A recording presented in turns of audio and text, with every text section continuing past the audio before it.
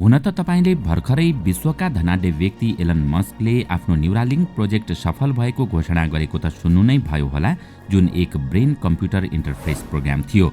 तर पर्खनुहोस्, हालसालै अर्को एउटा निकै चर्चित पार्ने खबर सार्वजनिक भएको छ। त्यो के हो भने वैज्ञानिकहरूले अब मस्तिष्कमा चिप्स नभई चिप्सभित्र जीवित मस्तिष्क जोडेर कम्प्युटर बनाइरहेका छन्। हो, तपाईले सही सुन्नुभयो। अनुसन्धानका लागि वैज्ञानिकहरूले तपाईको टाउकोबाट मस्तिष्क निकालेर कम्प्युटरमा जोड्न लागेका छन्। तर के यस्तो गर्नु उचित हो? दर्शकवृन्द, आउनुहोस् आजको यस श्रृङ्खलामा हामी कसरी मानिसको मस्तिष्क कम्प्युटरमा जोड्न लागिएको छ र यस्तो प्रविधिले मानिसको जैविक जीवनमा कस्तो असर पर्छ भन्ने विषयमा विशेष चर्चा गर्नेछौँ। यो कथाको सुरुवात त्यतिबेला भयो जब सन् 2023 डिसेम्बर 11 मा नेचर इलेक्ट्रोनिक्समा एउटा शोध प्रकाशित भयो। त्यसको शीर्षक थियो brain organoid reservoir computing for artificial intelligence. यो लेख धेरै नै विवादास्पद परियोजनाका विषयमा लेखिएको थियो। यो लेखमा केही शोधकर्ताहरूले मस्तिष्कको अनुसन्धानका बारेमा उल्लेख गरेका थिए। यो परियोजना अन्तर्गत अनुसन्धानकर्ताहरूले प्रयोगशालामा सिन्थेटिक रूपमा मस्तिष्कका तन्तु सिर्जना गरे, जसले हाम्रो मस्तिष्कले जस्तै काम गर्दछ। त्यसपछि उनीहरूले त्यो ब्रेन अर्गनोइडलाई परम्परागत इलेक्ट्रोनिक कम्प्युटिङ सर्किटमा जोडे ताकि कृत्रिम मस्तिष्कले गर्ने क्रियाकलाप त्यो कम्प्युटर सर्किटको माध्यमबाट हेर्न सकियोस् र त्यो सर्किट मार्फत मस्तिष्कमा इलेक्ट्रिसिटी पनि पुर्याउन सकियोस्। यो अनुसन्धानका दुईवटा उद्देश्य थिए। पहिलो, हाम्रो मस्तिष्कले सूचना र अन्य डेटा कसरी प्राप्त गर्छ र त्यसले कसरी प्रतिक्रिया जनाउँछ भन्ने बुझ्नु, र दोस्रो, हाम्रो मस्तिष्कले कम्प्युटरले भन्दा पनि लाखौं गुणा छिटो कसरी डेटा प्रशोधन गर्छ भन्ने थाहा पाउनु।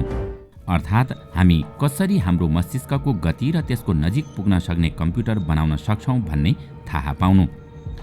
यति बेला तपाईलाई पनि अवश्य लागिरहेको होला कि कम्प्युटर भन्दा मस्तिष्क कति शक्तिशाली र छिटो हुन सक्छ। यदि यस्तै सोच्दै हुनुहुन्छ भने तपाईले आफ्नो मस्तिष्कको वास्तविक क्षमता थाहा नै पाउनु भएको छैन।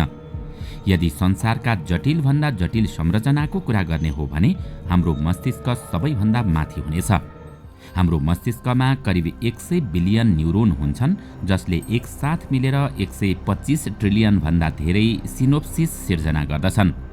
सिनोप्सिस दुई न्युरोन बीच रहने सबैभन्दा साना अन्तर हुन्, जसको माध्यमबाट एउटा न्युरोनको डेटा अर्को न्युरोनसम्म पुग्ने गर्दछ। सरल भाषामा भन्नुपर्दा हाम्रो यो सानो मस्तिष्कमा 100 बिलियन न्युरोनले 125 ट्रिलियन कनेक्सन स्थापित गर्ने गर्दछन्, जसबाट हरेक पल तीव्र गतिमा डेटा स्थानान्तरण भइरहेका हुन्छन्। निदाइरहेको अवस्थामा पनि यो प्रक्रिया निरन्तर चलिरहेको हुन्छ। यदि हामीले यसलाई कम्प्युटर प्रणालीसँग तुलना गर्यौं भने त्यसमा देखिएका तथ्याङ्कले तपाईको होस उडाइदिनेछ। हामी सबैलाई थाहा छ कि क्वान्टम कम्प्युटर अहिलेसम्म मानिसले बनाएको सबैभन्दा छिटो कम्प्युटर प्रणाली मध्येको एक हो। एउटा 30 क्युबिटको क्वान्टम कम्प्युटरमा 10 टेराफ्लप्स शक्ति हुन्छ। यसको मतलब यो 10 ट्रिलियन फ्लोटिङ पोइन्ट अपरेसन 1 सेकेन्डमा गर्न सक्षम छ र यो सीमासम्म पुग्न एउटा क्वान्टम कम्प्युटरले धेरै गिगावाट ऊर्जा खपत गर्नुपर्ने हुन्छ।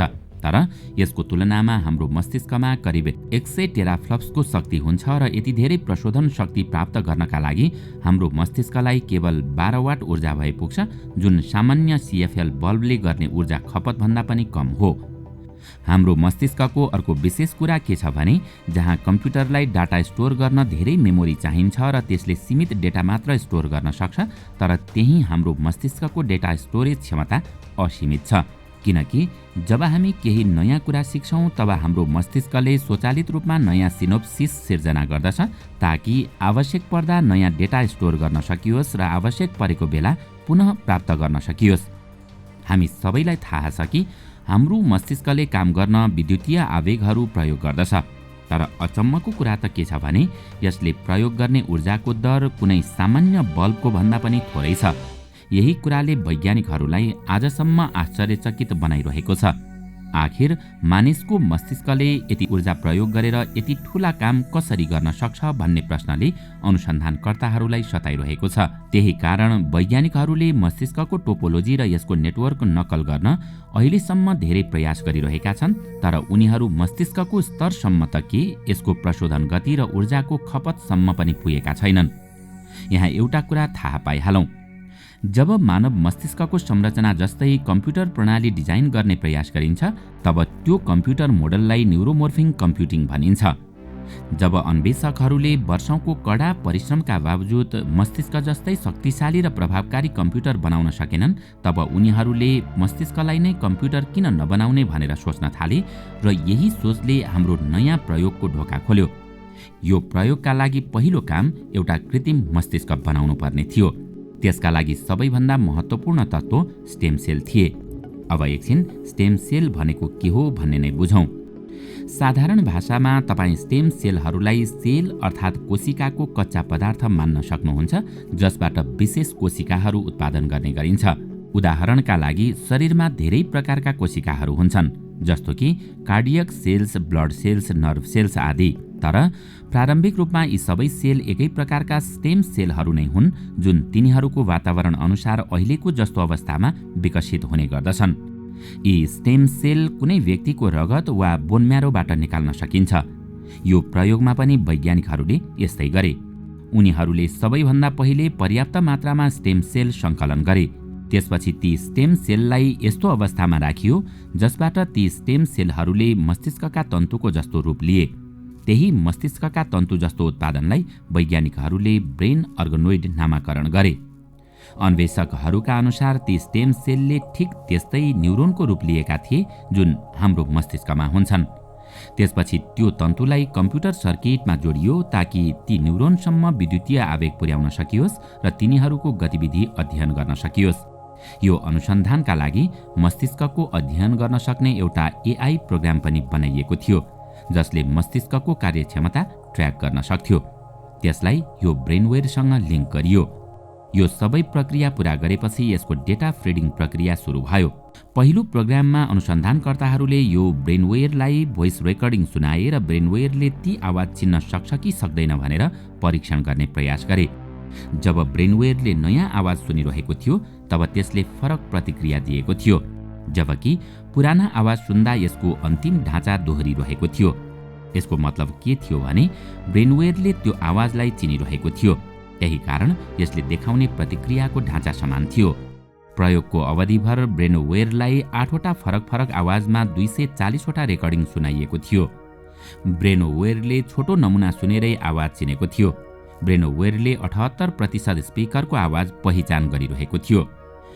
यो प्रयोगको सफलतापछि त्यस्ता कम्प्युटर प्रणाली सिर्जना गर्न सकिने सम्भावना बढेको छ जुन मानव मस्तिष्क जत्तिकै शक्तिशाली र प्रभावकारी हुनेछ। तर यहाँ अझै 2वटा समस्या छन् र ती कुनै सामान्य समस्या होइनन्। ती समस्या मानवका लागि प्रत्यक्ष घातक हुन सक्ने समस्या हुन्। ती यस्ता समस्या हुन् जसले मानिसको ज्यान पनि लिन सक्छ। पहिलो समस्या हो एक्युरेसीको। रिसर्चको नेतृत्व गर्ने फेङ गुओले भने ब्रेनवेयरको प्रतिक्रिया विलक्षण छ, तर अझै पनि यो परम्परागत एआई नेटवर्क भन्दा कम छ। तर हामी यसलाई सुधार्ने प्रयासमा छौँ। तर यहाँ विचारणीय कुरा के छ भने रोबोटले पनि मानिसले जस्तै सोच्न थाल्यो भने के होला। अहिले हामी सबै कुरा मेसिन मार्फत गर्छौँ, तर मानव मस्तिष्क बनाउने चक्करमा यदि मेसिनहरूले पनि हाम्रो चातुर्य र स्वार्थी स्वभाव जस्ता हाम्रा नकारात्मक गुण पनि विकसित गरे भने हामीलाई कसैले पनि बचाउन सक्दैन, किनकि यी भावनाहरूलाई मेटाउन वा रिप्रोग्राम गर्न हाम्रा लागि असम्भव हुनेछ। दर्शकवृन्द, आजको श्रृङ्खला तपाईलाई कस्तो लाग्यो हामीलाई कमेन्टमा अवश्य बताउनुहोला। साथै आजको श्रृङ्खला तपाईलाई राम्रो लाग्यो भने लाइक तथा सेयर गरी हाम्रो च्यानललाई सब्स्क्राइब गर्न नभुल्नुहोला र साथमा रहेको बेल आइकन पनि थिच्नुहोस् ताकि हामीले अपलोड गर्ने नयाँ भिडियोको जानकारी सबैभन्दा पहिला तपाईलाई प्राप्त होस्। आजका लागि यति नै। अर्को भिडियोमा अझै रोचक जानकारी लिएर आउने नै छौँ। तबसम्मको लागि बिदा दिनुहोस्। नमस्कार।